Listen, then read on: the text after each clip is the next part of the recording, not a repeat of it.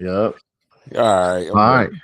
What up, let's get it started. Just me and OJ Muss, the most consistent man this year. Been on so many times, and he with me again this week. Say what up, OJ. What up, though? Merry Christmas. And Merry Christmas to everybody. So we got to talk about it. Playoffs is over. It's basically down to the championship. Let's go to the game center. We already know what's going on. Teacher Mans versus Beaver Boys. Beaver Boys is out. Boy, he got to Then be we got sick. Detroit 6 versus Bad Boys. And Bad Boys is out. So they go into the third place championship next week. And Teacher Man's how the squad goes to first. And Detroit 6 is in that slot as well, trying to win this championship. But let's talk about what happened, because that's really what's wild, right? So my game sucked. I ain't have one. He ain't have one. Nobody cares about any of us from last week to this week. So let's go right to Teacher Man How to Squab and Beaver Boys, because that was one of the ones that's going to the championship right here. And as you can see from this red line and this blue line, he was basically losing all game. And it really took off here. And it was flatline. He was at 100 and flatlined pretty much all the way until here, when George Kittle gets his first TD and things start changing. But you know, it was like we started talking about it last week. Remember, OJ, about Yep. how tight ends was a long time ago, but for some reason, look at this. Somebody decides to come. A tight end comes to life every week for some odd reason. Absolutely, tight ends just for some reason turn out and turn up, man, and that's what happened this week. Another tight end turned up because, as you can And see, it was pretty even, except for look, Chase went off. Well, I can Smith and Jimby, he Jigma, went off. he did decent. Yeah, Cameron Dickman, his kicker had 10. You figured this But was a lock. It was 100 to 118, and that's all it was too. It was like, all and right, then this is look, a done deal. Ain't then no look at way the tight end, the only person left to play, is gonna score 21 18, points. right? 20 points. Because he was, I mean, my man's he was down. But then look at Trey McBride ass went from 31 to 4.7 points, man. I'm like, get out of here. Right. Yeah. That's the dude One that week smoked he me. had He had 30, the next 31 the week week he had before. 4. Yeah. I'd be sick, boy. And I know you are, because that's how you lost, right? Yep. Tight Like, end saved him last week, and he let him down this week. And then he got beat the same way he got beat the week before. And if you look at it, that's the only thing that happened. 100 right here. He was yep. at 118. It was a done deal, and 3 touchdowns. 3 touchdowns from a tight end, and then a few extra yards put him right over. Well, Indianapolis, that was the wrong time for Indianapolis defense to start letting people score willy-nilly. It sure was. And that's exactly what happened. They let him score, and he went off. He finished that game in a Monday night game, and it put him over just enough. Yep. 120.50 to 118. And Beaver Boys was out of the game. Yep. Well, let's check this other game out, because this was just again, Detroit 6 is big dog of the week, got the top score. I mean, you can't 150. Yeah, 150. Christian McCaffrey. Look, another San Francisco playing Indianapolis. Yep. Chris Olave, he did. Against New York Jets. I got Chris Olave in another league. He went off. I saw him go off. I was like, yeah, that's another one. Jalen Warren. Nobody. Well, it's Detroit defense is so porous right now.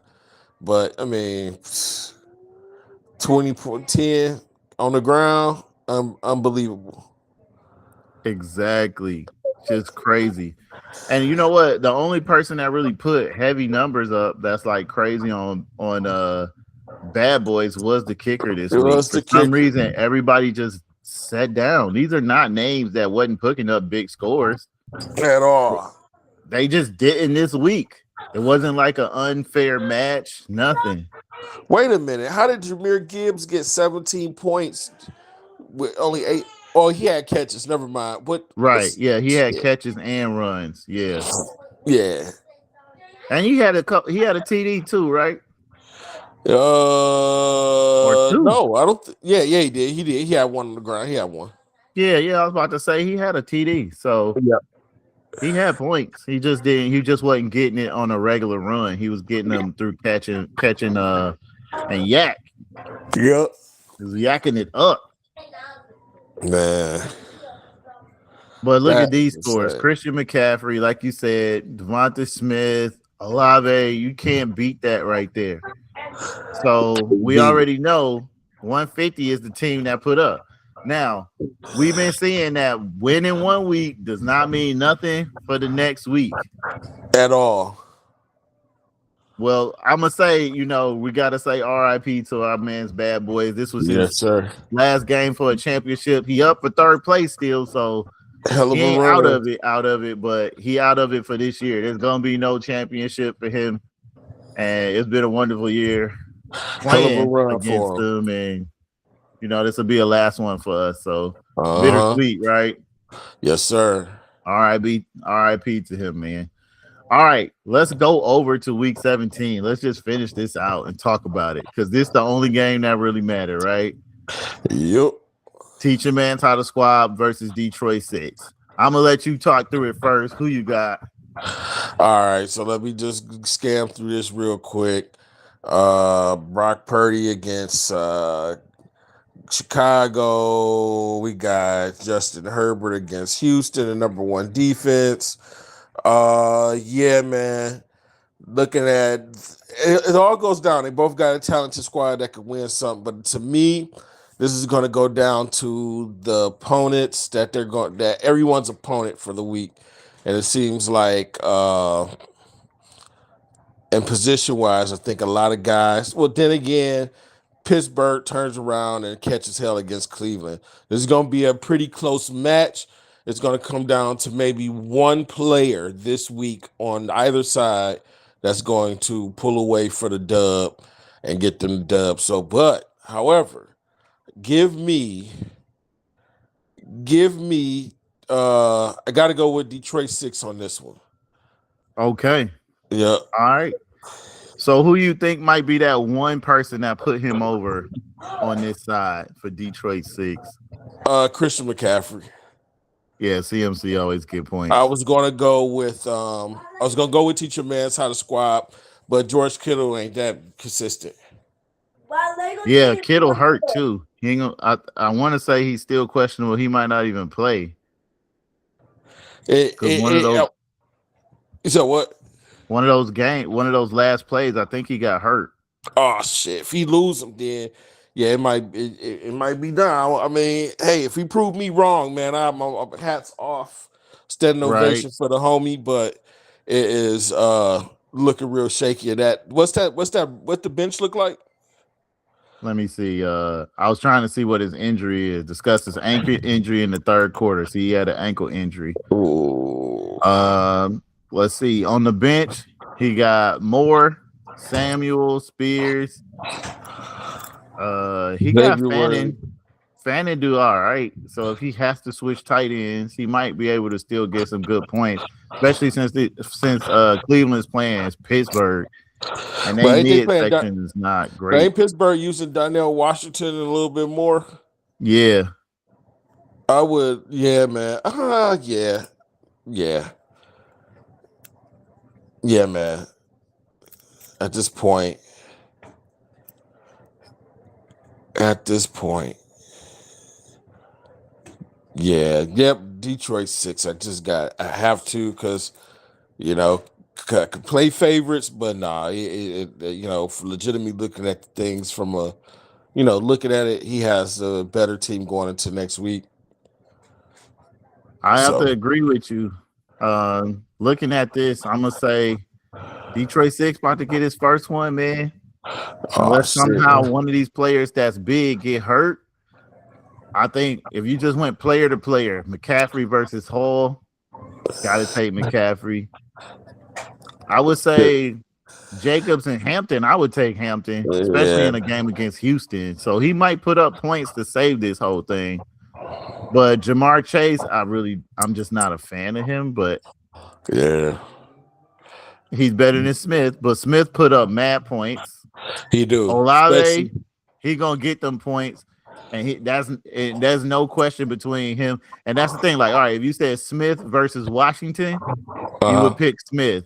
If you said Olave versus Chase, you would pick Olave.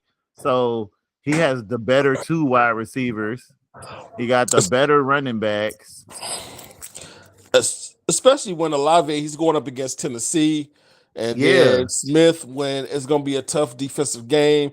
So in those games, that's when Jalen Hurts become one-sided, right. and he started looking down Daryl Smith more. I mean Smith more so than he does. What's our boy name?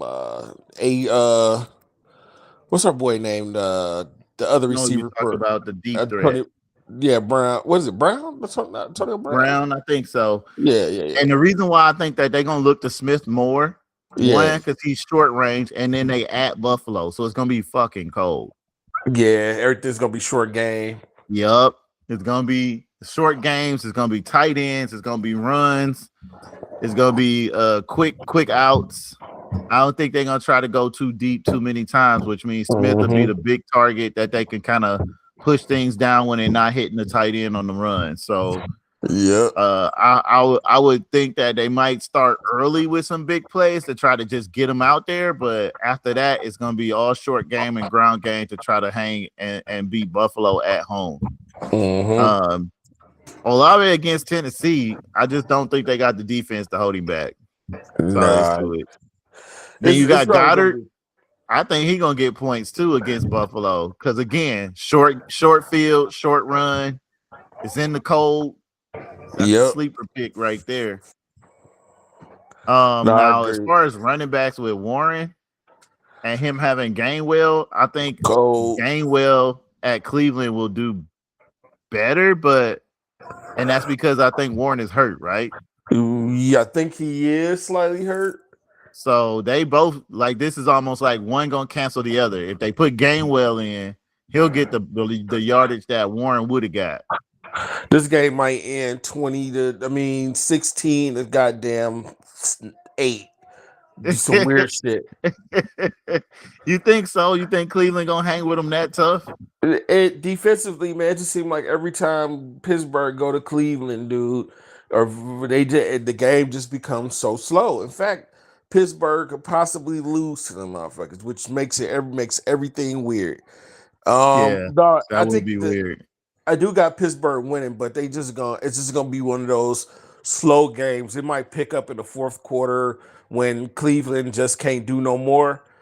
Right. But that's pretty much that's it. That's literally just it. Yep. And again, it's in Cleveland.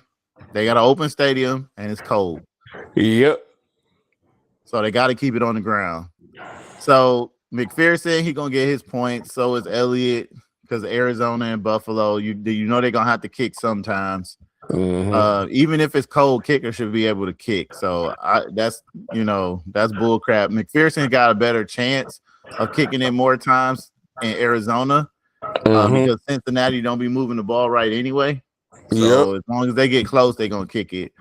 Then you got the Buccaneers and the Rams. And which defense gonna be better? Buccaneers against Miami or Rams against ATL? It's both of them go get defensively. The Rams defense to me, they pick and choose when they show up. I mean, they're good, they're young, but they that's the problem right there. And it's like ATL for some odd reason, you might see a close ass game where the defense is allowing Atlanta to stay in the game. For some odd reason, I don't know what happens, man. ATL, it was like that when I thought ATL was gonna get blew out by Buffalo. They freaking had their way with them. So and then the Buccaneers defense in Miami, Buccaneers defense seems more a sure thing, because I think Miami beat down too, and their run defense is pretty well to kind of hold down Arcane. But you never know what Buccaneers team is gonna show up. Right. You never do. Kind of wish the Lions was them because we'd still be in the goddamn play. We'd still be a surefire trip to the Right. playoffs with There's a still a chance goddamn right there, right? yeah, with an 8-8, the goddamn 8-7 record holding it down for the damn Right. division. Yeah. I was Shit. just looking at even the game coming up. I'm not gonna talk too much about it because we still hit knees up. But if we had to pick, we both saying Detroit 6. Yeah. And we're just gonna call it right there. And hopefully, you know, right or wrong, we gonna find out. You know what I mean? That's all it is to Absolutely. it. And according to NFL stats, if you can see this line right here, they already saying, you know, Teach Your Man's How to Squad gonna start off right, and he gonna be ahead. And then Detroit 6 has to play catch up and come out on top. He the underdog. He better Yup. shit. So we'll see. We'll see who comes out with it. Good luck to both of them. Absolutely. I'm gonna go ahead and say it for one of the last times this year. We coming back to just talk about football and championships next week. So absolutely, it's gonna be a crowning, and that's it. So there it is. Merry Christmas to everybody. Anything you want to say? Nah, man. Merry Christmas and a Happy New Year to everybody, man. Yeah, that's all I can say. Merry Christmas, and hope the Lions win, right? Yes, sir. Shit, something, man. I hope a miracle. You know how what has to happen needs to happen. Absolutely. Pray for it. So I know, right? Yeah. All right. Peace. All right. Peace out.